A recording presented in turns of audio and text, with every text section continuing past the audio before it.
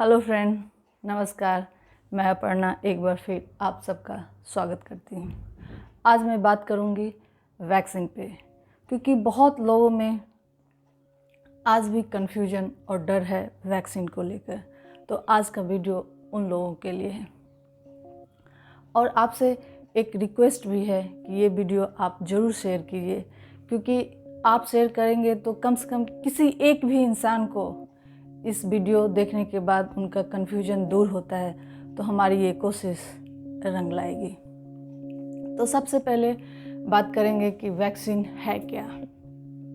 इसको बहुत ही सरल भाषा में आप समझिए कि वैक्सीन एक अम्ब्रेला जैसा काम करता है। जैसे अम्ब्रेला हमको बारिश में भीगने से कुछ हद तक बचाता है, उसी तरह वैक्सीन भी हमारा एक सुरक्षा कवच है, जो कोविड में होने वाले जो इन्फेक्शन है, जो बहुत लोग सीरियस हो जाते हैं, उससे हमको ये बचाएगा। क्योंकि वैक्सीन के लेने के बाद हमारे बॉडी के अंदर एंटीबॉडी डेवलप होता है, जो वायरस से लड़ने में बहुत ही हेल्प करता है। हमारा क्रिटिकल सिचुएशन में जाने से ये रोकता भी है। इसके दूसरे पहलू को आप समझिए, किसी भी देश के पॉपुलेशन का 70% नेचुरल इन्फेक्टेड होता है, तो एक हर्ड इम्यूनिटी डेवलप होता है। हम अपने देश की बात करते हैं। हमारे देश का पॉपुलेशन है 130 करोड़। अगर हमारे पॉपुलेशन, देश के पॉपुलेशन का 130 करोड़ का 70% मतलब 90 करोड़ पॉपुलेशन को नेचुरली इन्फेक्टेड होना होगा, और उसके बाद ही जो इम्यूनिटी डेवलप होती है, हर्ड इम्यूनिटी, वो हमारे 30% पॉपुलेशन को इन्फेक्टेड नहीं करेगा। लेकिन यहाँ सबसे बड़ी बात है कि ये जो 70% नेचुरल जो इन्फेक्टेड होंगे, उसमें कैजुअलिटी की बहुत बड़ी संख्या बढ़ जाएगी। कितने गांव, कितने शहर, कितनी फैमिली का नामो निशान मिट जाएगा। अभी सेकेंड वेव में 99 डेज में 1.57 लाख पॉपुलेशन की कैजुअलिटी हुई है। आप सोच सकते हो कि अगर हमारा नेचुरल ये इम्यूनिटी डेवलप होगा तो कितनी कैजुअलिटी होगी। यहीं पे वैक्सीन काम करता है कि 70% पॉपुलेशन को अगर हम वैक्सीन लगा देते हैं तो हम कोविड से लड़ने में बहुत हद तक कामयाब हो जाएंगे। पहला कि हमारी कैजुअलिटी भी कम होगी, दूसरा जो सीरियस हो जाते हैं वायरस के इन्फेक्शन में, वो भी हमारा कम हो जाएगा। बहुत केस में ये देखने को मिला है कि वैक्सीन लगाने के बाद भी कोविड हुआ है। तो आप समझिए कि वैक्सीन कोई अमृत नहीं है। वैक्सीन लगाने के बाद भी हमको प्रिकॉशन लेना ही होगा, मास्क लगाना ही होगा, डिस्टेंस मेंटेन करना ही होगा और हाथ को धोना ही पड़ेगा।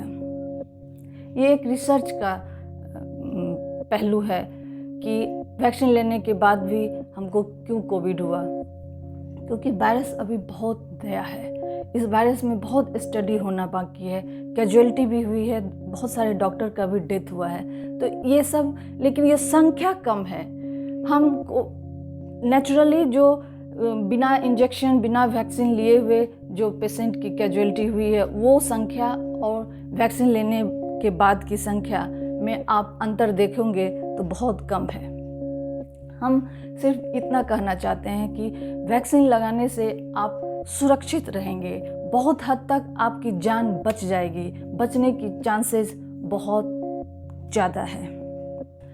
अब बात आती है कि एक और कन्फ्यूजन होता है लोगों को। मैंने डॉक्टर का लाइव सेशन भी देखी कि मुझे बीपी है, शुगर है, मुझे कैंसर है या हार्ट का प्रॉब्लम है, क्या हम वैक्सीन लगा सकते हैं कि नहीं लगा सकते हैं। तो आप समझिए कि जब भी वैक्सीन का डेवलप होता है तो जो साइंटिस्ट होते हैं उनके माइंड में फर्स्ट प्रायोरिटी इसी तरह के पेशेंट का होता है, क्योंकि ये पेशेंट पूरे वर्ल्ड में पाए जाते हैं। तो उनकी फर्स्ट प्रायोरिटी होती है कि ऐसे पेशेंट को अगर वायरस अटैक किया तो इनको बचाना बहुत मुश्किल होगा।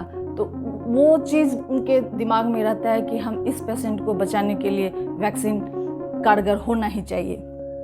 लेकिन फिर भी आपको कन्फ्यूजन है तो आप अपने डॉक्टर से मिल के बात कीजिए कि हम लगा सकते हैं कि नहीं लगा सकते हैं। लेकिन मेरी जो जानकारी है, मैंने जो जिन डॉक्टर का लाइव सेशन सुना है उसमें उन्होंने बोला है कि किसी भी डिजीज़ हो आप वैक्सीन लगाने के लिए एलिजिबल हैं। सिर्फ वैक्सीन लगाना खुद की जिम्मेदारी नहीं है, अभी वैक्सीन आप खुद भी लगाइए और दूसरे को भी आप इनकरेज करिए, खासकर उन लोगों को जो अशिक्षित लोग हैं उनको भी इनकरेज कीजिए।